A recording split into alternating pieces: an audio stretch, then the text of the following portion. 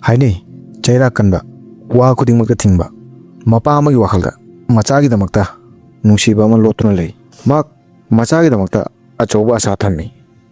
Magna, Macha Oiba Oibishimbo, Awang Takta, Lefaningi.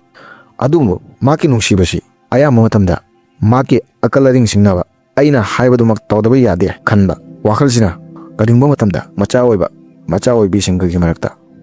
Saunaba, Nushina the Bagilambi the Chintori. Matang sida wakal makung phadeba angang singna khangbangamde angang na sukhangde mapa na sukhangde Lucknow da yum ama khakta mapa ama machada achoba asa machabu doctor ohening lami NEET exam clear tawa samasta mingchat thamba nungtigi mapa machagi marakta ningai sangdanaba khatnaba machana pandaba thawakta hanjin haiba hanjin na phutawba machaga mapaga gi apamba yamna khenarami aduga yum ama gi makhada Wakal Manadava, Palm the Bubu, Tauna Bonava, Aduga, Apamba, Tau Yadabagi Nuanadava, Nuntigi and Galami. Tamna, Mapa Machagi Marakta, Wa Tanava, Amana Magi Wa Inava, Nuntigi Literate. Kanaba Nuntigi, Suedramani Hiva Mongway.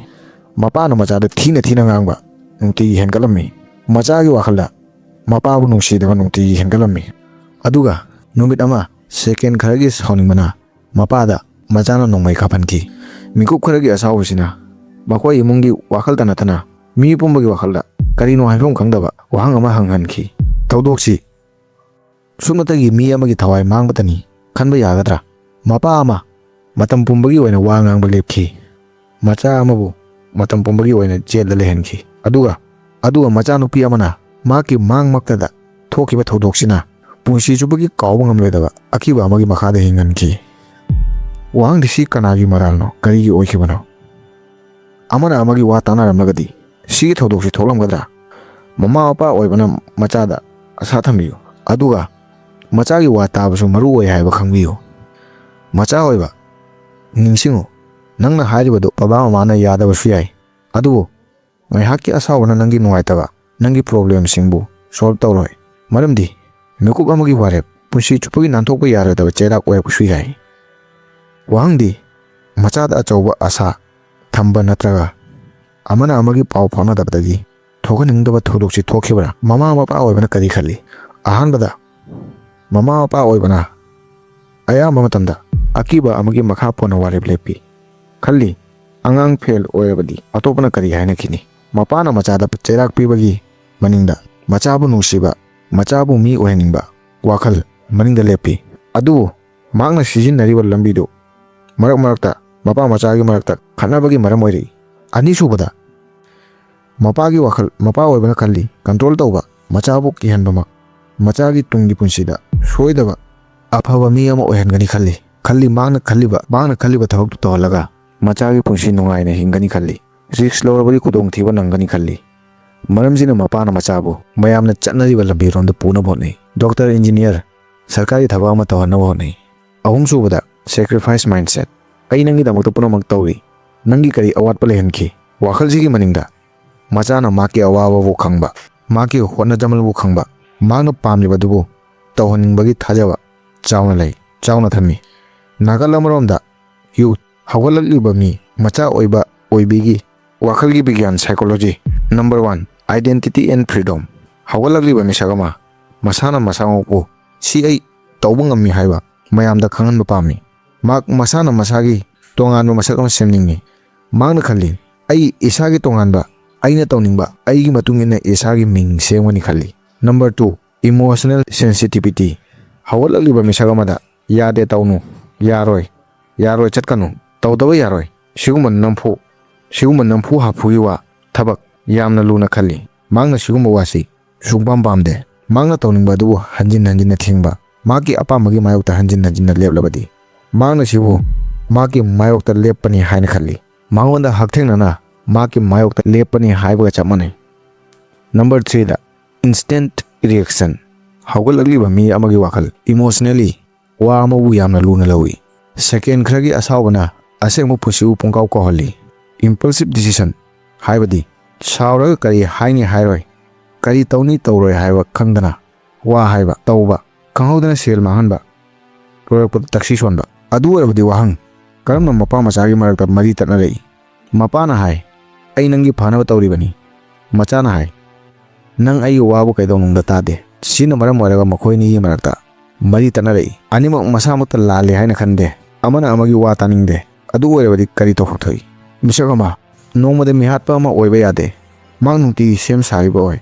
Uriba tariba akoibagi misinga wangngnabana maram oi. Karigumba angang amabu aranba lambida chatpada kaningba pamlabadi piklingaidagi mi angangda kari haifam thoi takfam thoi. Number 1, how to handle anger, emotional control.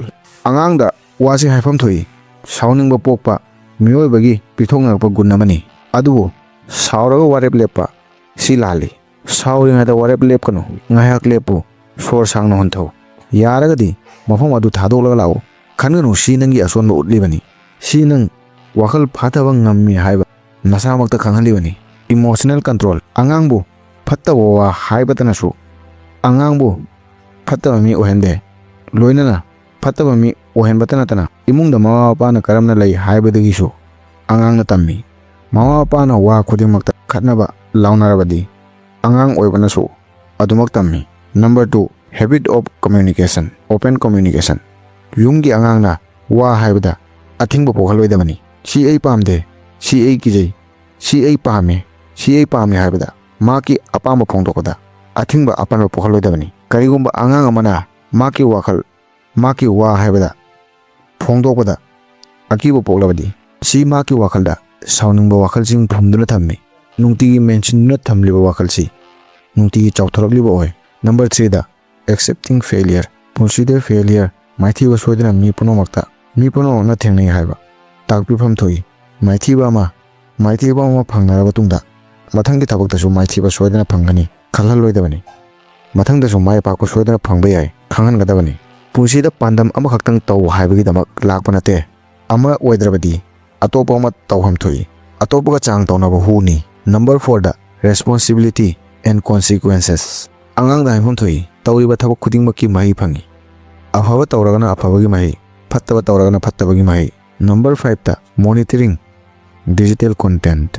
Haujiki matamda social media mobile wo paibada yengsinbani. Angangsing wakalda sauningba mathomta oire khalakpana maram oiraga angangsing mobile da yenghaidaba content khangningba pokpagi wakal thijinningbagi wakalna angangsingbu phattaba photos videos yengali.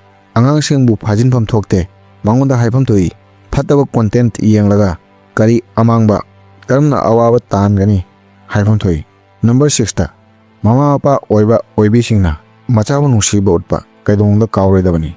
Ayamba mapa machabu yamna nungsi adubu machada nungsiba kaidongda utte. Machana awa matamda karigumba hairabadi ai nangi matam pumbada mateng pangani. Karigumba asumna hairamlabadi asuk achauba awabasi kaidongda laklamloi. Matam pumbada angangna haiba pumba piba maning thunghanba aduga pamdabaduna khangtingthingba maramsina angang amabu mihatpa mapa hatpa misaga mohenki. Thokliba thodoksi hayeng aikhoigi maraktasu thokloi haiba leite. Aikhoi angangbu loinaba haite. Karigumba angang loinabagi mayak sengba video pamlabadi ngasi video si 10k yohanbiu share tawbiu. Ngasi video si sembagi maram karino kari ahongba lakani kari kanagani comment nangi mamal yamlaba wahai khara soidana hairamo thagachari.